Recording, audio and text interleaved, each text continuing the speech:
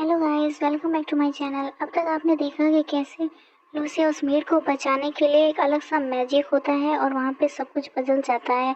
और हम देखते हैं कि लूसिया अपने वापस बेबी फॉक्स वाले अवतार में आ जाती है। अब आगे जब लूसिया ये सब देखकर बहुत ज़्यादा चौंक जाती है तो उसे सुनाई देती है फिर से वही मेलोडी और वो सोचती है कि ये धुन तो मैंने पहले भी सुन रखी है। और वहाँ पे एक अलग सा मैजिक होता है और एक बहुत तेज़ लाइटनिंग आती है और सब लोग ये देखकर चौंक जाते हैं कि ये सब क्या हो रहा है। और क्राउन प्रिंस ये सब देखकर सोचता है कि ये लाइटनिंग कैसी है, आज तो एक सनी डे है। और हम देखते हैं कि वो लेनॉर्ड से बातें करता है और कहता है कि जो भी हो मैं ये होप करूँगा कि आप इस ऑफर के साथ जाएं। आपको क्या लगता है ग्रैंड ड्यूक एलारेन? तब लेनॉर्ड एक मुस्कान देता है और सोचता है कि ये सब देखो क्या हो रहा है, ये होल नेशन उड़ जाएगा इस तूफान के अंदर। फिर हम वापस गार्डन वाला सीन देखते हैं जिसमें क्राउन प्रिंसेस कहती है कि अचानक से ये बरसात कैसे आ गई और वो भागते हुए अंदर जाती है। और हम देखते हैं कि लूसिया भागते हुए उस मेड के पास जाती है जो वहाँ पे गिरी हुई होती है और वो उसे बोलती है मैरियाने, और उसकी बॉडी काफ़ी ठंडी पड़ जाती है। और लूसिया उसे खींचते हुए बोलती है कि इसे शेल्टर के अंदर ले जाना होगा और वो उसे खींचने की कोशिश करती है लेकिन वो ऐसा नहीं कर पाती और वो सोचती है कि मुझे जल्दी करना होगा और एक शेल्टर ढूंढना होगा। तभी हम देखते हैं कि अचानक से कोई अपना रॉब उन दोनों के ऊपर लगा के उन्हें कवर करने की कोशिश करता है। ये सोच के लूसिया सोचती है कि ये कौन है और वो पीछे मुड़ के देखती है तो वो देखती है कि वो कोई और नहीं फैलन एवेडोर्ड है। और वो सोचती है कि ये यहाँ पे क्यों आया है और लूसिया ये देख के चौंक जाती है। तभी हम देखते हैं कि वर्मॉन मैजिक करता है और लूसिया को अपने पास ले आता है और लूसिया से बोलता है कि मैं इसको ऐसी जगह भेजूंगा जहाँ से इसका ट्रीटमेंट हो सके।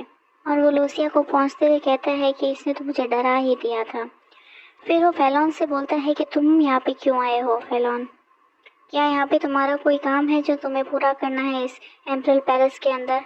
तब फैलन कहता है कि मुझे यहाँ पे क्राउन प्रिंस ने बुलाया है। तब वर्मॉन चौंकते हुए बोलते हैं क्या, तो तुम्हें इस वक्त मेन पैलेस में होना चाहिए ना कि प्रिंसेस के पैलेस में। तो फैलॉन शांत खड़ा रहता है। फिर वर्मॉन कहता है कि मैंने मैजिक टावर में तुम्हारे बारे में कुछ अजीब सा सुना है फैलॉन। कुछ ह्यूमन वहाँ पे आए थे जो कि चाहते थे कि तुम्हारा नाम यूज़ करके मैं लेट प्रिंसेस को उनके सारे फॉल्स चार्जेस से हटाऊं। तब फैलॉन कहता है कि हाँ सही कहा, मैंने ही उन्हें भेजा था। तब वर्मॉन चिढ़ते हुए कहता है कि ये सब क्या है, क्या ये डिवाइन बीस्ट ये सब करते हैं और अपनी टांग अड़ाते हैं ह्यूमन अफेयर्स में और अपने ही नाम को दांव पे लगा के, क्या तुम सच में पागल हो गए हो? तब लूसी वर्मॉन के सामने देखकर सोचती है कि यार इसने तो मुझे डरा ही दिया, क्या नेम्स काफ़ी ज़्यादा इंपॉर्टेंट होते हैं डिवाइन बीस्ट के लिए? और फिर वो अचानक से सोचती है कि रुको, क्या मैंने सही सुना, फैलॉन एक डिवाइन बीस्ट?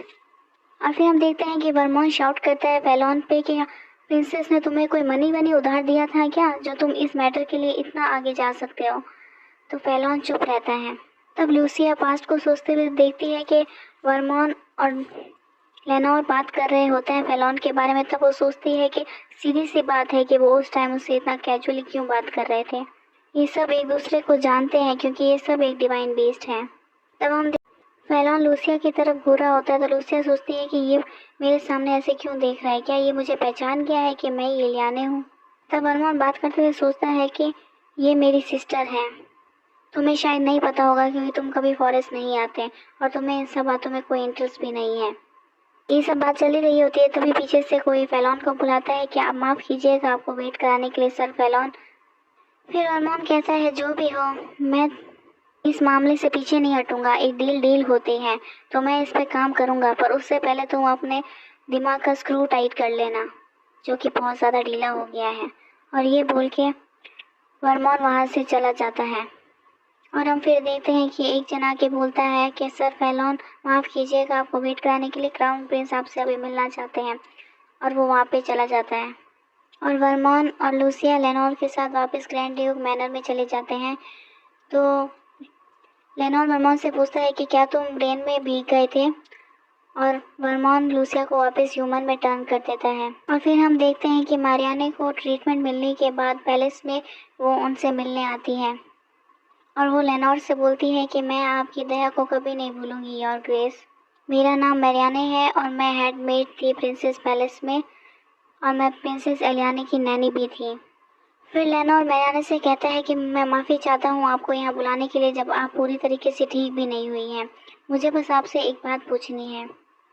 तो मैरियाने बोलती है कि मुझसे वो क्या बात हो सकती है। तो वो कहता है कि लेट एम्परर की डेथ के पीछे जो कल्पिट है वो प्रिंसेस एलियाने है। तो आप मुझे उनके बारे में क्या बता सकती हैं। फिर हम नेक्स्ट सीन में देखते हैं कि लूसिया, लेनोर और वर्मॉन एक जगह चाय पी रहे होते हैं और वहाँ हम देखते हैं कि एलारन मैनर एक्सक्लूसिव हैंडमेड कुकीज़ जो वहाँ पे रखी होती हैं और लूसिया उन्हें खाना चाहती है क्योंकि वो डिवाइन बीस्ट कुकीज़ है फॉर डिवाइन बीस्ट।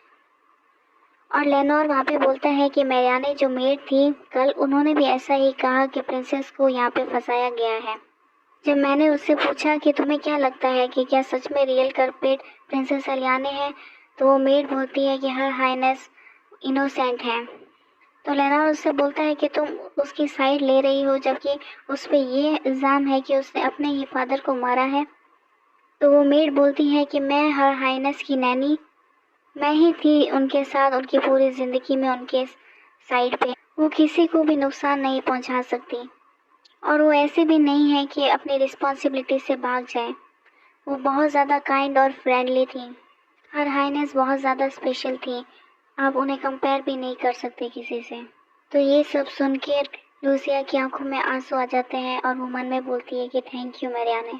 फिर हम प्रेजेंट सीन में देखते हैं कि लेनोर बोलता है कि इससे ये पता लगता है कि प्रिंसेस काफ़ी अच्छी केयर करती थी उन लोगों की जो उसके आसपास थे और इससे ये भी पता चलता है कि काफ़ी क्लोज रिलेशनशिप था लेट एम्परर का प्रिंसेस के साथ। और फिर हम देखते हैं कि लूसिया वो एक कुकी खाने वाली होती है, तभी लेनोर बोलता है कि ये तुम्हारे लिए बहुत बड़ी है, मैं इसे तोड़ देता हूँ।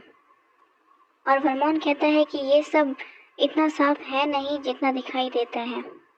फिर वो लूसिया को देखते हुए बोलता है कि ये ऐसा फेस क्यों बना रही है।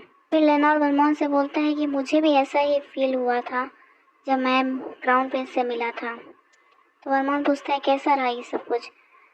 तो लेनोर बोलता है कि कल काफ़ी कुछ हुआ था और उस समय, और हम पास में देखते हैं कि जहाँ पे क्राउन प्रिंस लेनोर को बोलता है कि मेरे अंदर अभी एम्परर बनने की काफ़ी चीज़ों में कमी है, तो मुझे बहुत ज़्यादा अच्छा लगेगा अगर मुझे आपका सपोर्ट मिले ग्रैंड ड्यूक एलारन। तो क्या आप मुझे अपना हाथ देंगे। और लेनोर कहता है कि उसे सच में ऐसा लगता है कि मैं उसके पीछे पीछे चलूँगा, कितना एरोगेंट है। और ये सब देख के लूसिया और वर्मोन फ्रीज हो जाते हैं। और फिर लेनोर लूसिया को बोलता है कि यहाँ पे बहुत सारी डार्कनेस है जो छुपी हुई है सरफेस के अंदर ह्यूमन में, और मैंने देखा था कि अगर मैं उसे मना कर दूंगा तो उसके पास इतनी इंटेंशन है कि वो मुझे डिस्ट्रॉय कर दे। तो मैंने सिर्फ स्माइल किया और मैं वहाँ से निकल गया। तो ये सुन के वर्मॉन गुस्सा होकर बोलता है कि अच्छा, इसका मतलब हम क्या समझे कि अब हमें उनके पीछे पीछे ही चलना पड़ेगा। तो लेनोर एक क्यूट सी शक्ल बनाता है और फिर लेनोर बोलता है कि जनरेशन से हाउस एलारन एक फर्मली न्यूट्रल पावर ही रहा है और क्राउन प्रिंस भी इसके बारे में सब कुछ जानता है, फिर भी वो ये सब ट्राई कर रहा है। तो इसका मतलब वो सच में कोई चीज़ या कोई चाल चलना चाहता है। चीज़ें काफ़ी प्रिटी क्वाइट है कुछ टाइम से, लेकिन मुझे ऐसा लगता है कि ये एक नया मोड़ लेने वाली है, तो मुझे यहाँ पे सीरिया को बुला लेना चाहिए। तो लूसिया सोचती है सीरिया मेरी नई मदर। और फिर लेनोर लूसिया से बोलता है कि क्या मेरी लिटिल वन को अपनी मम्मी से मिलना है। तो लूसिया खुशी से बोलती है हाँ। और फिर लेनोर बोलता है कि हमें हाइकन को भी बुला लेना चाहिए। तो लूसिया सोच में पड़ जाती है और ये सुन के वर्मॉन बोलता है कि क्यों, हमें उस वैगरू को यहाँ पे बुलाने की क्या ज़रूरत है। तो लेनोर बोलता है कि क्यों नहीं, जब वो अभी इस कैपिटल में है तो हमें ज़रूर बुलाना चाहिए। तो वर्मॉन गुस्से से खड़ा होता है और कहता है कि ये तो कम्प्लीटली अलग है मेरे क्वेश्चन से, और वो इस तरह का इंसान है जो कि सेकंड प्लेस आने पर स्टुपिडिटी कॉन्टेस्ट में भी परेशान हो जाता है। ऐसे इंसान को लूसिया के पास होना सही नहीं है, वो इसे बिगाड़ देगा। फिर मेरी ब्राइट ब्राइट लिटिल सिस्टर का क्या होगा? आपको नहीं लगता कि इसकी एजुकेशन अभी सबसे ज़्यादा इम्पोर्टेंट है? अगर इसने उसकी स्टुपिडिटी को कैच कर लिया तो? तब लूसिया सोचती है कि वर्मोन बहुत ज़्यादा सेंसिटिव है हाइकन फेलो को लेकर। मैं जानना चाहती हूँ कि वो किस तरह का इंसान होगा। तब लेनोर लूसिया से बोलता है कि बिल्कुल भी डिसअपॉइंट मत हो लूसिया, तुम्हारे ब्रदर को डैडी के सारे काम करने पड़ते हैं, इसलिए वो तुम्हें यहाँ पे सी साइड के लिए भी नहीं लेकर जा पाया। अब उसे लगता है कि ये सब चीज़ें इम्पोर्टेंट नहीं है। मैं जानता हूँ कि तुम उसके साथ यहाँ पे घूमने के लिए कितनी ज़्यादा उत्सुक हो, कितनी शर्म की बात है। तो लूसिया सोचती है कि मैं कब? फिर वो लूसिया के कान में बोलता है कि मुझे लगता है ये सब मदद करेगा, तो क्यों ना मैं और तुम साथ में चले जब हमारे पास फ्री टाइम हो। और क्या पता तब तक तुम खुद से ही चलना सीख जाओ और हर जगह जा पाओ खुद से ही। फिर हम देखते हैं कि वर्मोन और लूसिया बाहर घूमने आते हैं और वो उसे एक कैंडी फ्लॉस दिलाता है और वो शॉपकीपर को पैसे देकर आगे बढ़ते हैं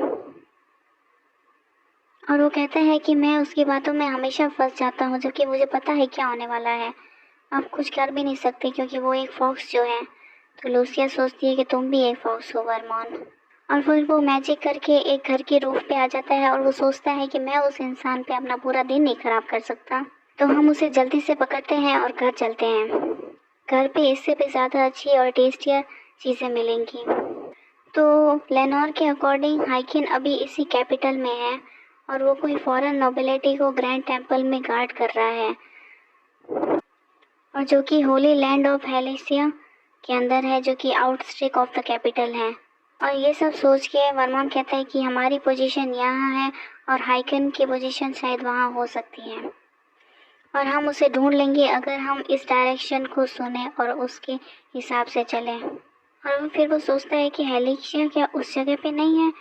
और फिर हम देखते हैं कि मैजिक होता है और वो वहाँ पे जाता है और हम देखते हैं कि एक सीन में बहुत सारे लोग तलवार लिए खड़े होते हैं लड़ाई के लिए और वो उससे बोलते हैं कि अपनी तलवार निकालो।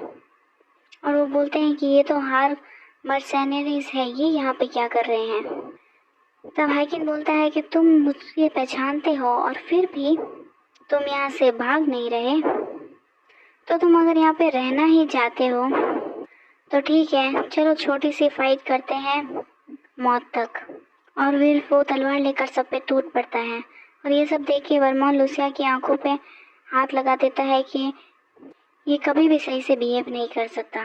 फिर उसकी नज़र अचानक से एक अजीब से लॉकेट पे पड़ती है और वो सोचता है कि ये सिंबल नेक्स्ट बार चलते ही आ जाएगा। फॉलो करना मत भूलना। Thank you.